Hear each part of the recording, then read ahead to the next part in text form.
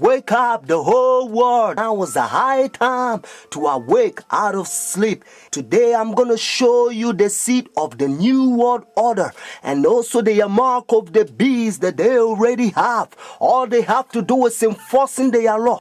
The whole thing is tied with religion. That's why Revelation chapter 13 verse 17, the Bible says no one can buy or sell. Notice. It's a great honor for me. Thank you so much. Friends, I'm going to give you a little history and then I will tell you the power behind the scene, the new world order. Constantine was the one who united the church and stayed together. Notice, during dark ages, pagan Rome, when he marched them to Tiber River, they said they was baptized. So when they came to the church, they was idol statue worshippers. So when they brought their statues in Roman Catholic Church, they start naming them Christian name, Jupiter and all this thing. They call them Peter and Rosary and all this paganism that they brought to Roman Catholic Church. And some of the Christians they don't like, so they protest against. That's why they call them Protestants or Protestant. So they set up their Jesuit order during 1500. The reason they said their Jesuit order is to destroy the Christians that they protest against their paganism. They also infiltrate the state to control the whole world. They created Masons and now they got Skull and Bones, the Illuminatis, all them secret societies, friends. They control the whole world. And what is Obama and all them powers, they all belongs to secret societies. I love everybody. I don't have a choice if I want to go to heaven, but I got to tell you the truth because the whole thing is tied with Bible. The church and state is going to unite in the last days and they will bring the mark of the beast that the Bible says. So notice. You came from circumference higher than them. I did, your old country. Yes. And it was successful. Successful, we have some decisions. It's not so easy in this place. The Iraq War has been another foreign policy challenge, beginning with John Paul's papacy. Other foreign policy priorities for Benedict include pushing for peace in the Holy Land and decrying rising secularism in Europe. He's also been quietly working to establish relations, something that was not possible during the last papacy, largely because of John Paul's role in the fall of communism in Poland. The Chinese obviously didn't want John Paul II running around China doing the same thing. Pope Benedict is not that kind of a threat to China. Most of the time, in places around the world, Vatican diplomats work outside the spotlight, where experts say they often have an advantage. Some question how much government leaders of today truly listen to what the Pope has to say. And that, observers say, is a moral authority that can't be measured by economic strength or military divisions. A moral authority Benedict hopes to draw upon when meeting with U.S. officials and speaking before the United Nations. I'm Kim Lawton in Washington. Now we can see a new world coming into view. A world in which there is a very real prospect of a new world order. Pope Benedict XVI is calling for a new world financial order. A document entitled Charity and Truth was released just hours before the G8 summit. Friends, the Jesuit order, they also infiltrate every religion, especially Sunday churches.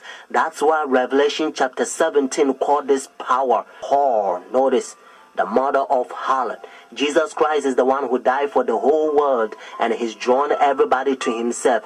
But this power, they don't want you to go to Jesus Christ. They want you to go to them and confess your sin to them. So notice what Revelation chapter 18 says. And they also infiltrate the kings, presidents. So notice. And he cried mightily with a strong voice, saying, Babylon the great is fallen and is fallen, and is become the habitation of devils, and the whore of every foul spirit, and the cage of every unclean and hateful bird. For all nations have drunk of the wine of her fornications. And notice, and the kings of the earth have committed fornication with her. Friends, now I'm going to tell you their mark. Notice this power, the mark of the beast. Because notice, if the Bible says the mark of the beast, means this power has a mark. The beast is a language that God is using for this power. And they themselves, they says in their own book, the book of Catechism, the old version, notice, they says Sunday worship is their mark of authority. The new version, they don't use the word authority, but at least, thank God, they still admit it. Even the new version of Catechism, they still says they changed the Sabbath from Saturday to Sunday. Friends, the mark of the beast is not worldly speculations that sometimes you hear. Some people says, well, it's computer chip, but unfortunately you don't find in the Bible. And some people says, it's 666. But according to Revelation 13 verse 18, actually 666 help you to find the beast. What I mean is to identify the beast. But the Bible says the mark. The reason why I repeat and I kind of stretch it because I don't want you to miss it. It's a deception. Notice the mark of the beast. It's clear. It means the power, the beast has a mark to change the Sabbath from Saturday to Sunday. But unfortunately, Sunday churches, they adopt sun worship day for so many years. They don't want to get rid of it.